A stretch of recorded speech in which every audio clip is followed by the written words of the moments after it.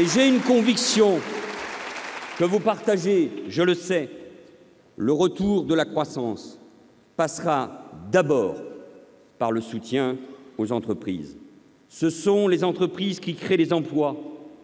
Combien d'entre vous se battent pour préserver les emplois, motivés et rassurés, malgré une conjoncture morose? Et je le dis depuis des années, je ne suis pas le seul. Dans ma famille politique, il n'y a pas d'emploi sans employeur. C'est pourquoi il est absurde, cela fait partie de ces phrases qui restent dans le paysage médiatique. Cela me rappelle mes souvenirs d'enfance quand je regardais un certain nombre de débats. Il est absurde de parler de cadeaux faits aux patrons. Ce langage n'a aucun sens. Une mesure favorable,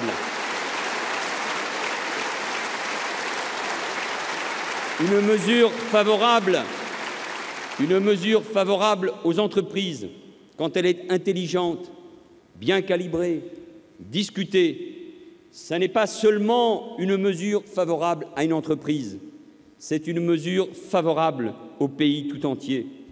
Et les entreprises n'appartiennent pas aux seuls entrepreneurs ou à leurs actionnaires, elles appartiennent aussi aux cadres, aux ingénieurs, aux techniciens, aux ouvriers, bref, à l'ensemble des salariés qui les font vivre.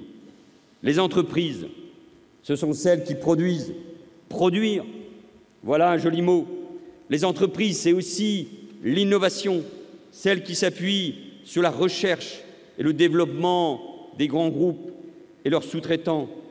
L'histoire industrielle de notre pays est jalonnée de grands succès que nous connaissons tous, dans le nucléaire, l'aéronautique, l'espace, le ferroviaire, la santé, l'automobile. L'innovation naît aussi dans les jeunes pousses qui suscitent tant d'espoir pour demain. Et nous avons la chance, en France, et nous l'oublions trop souvent, d'avoir l'un des viviers de start-up les plus dynamiques au monde. Les 34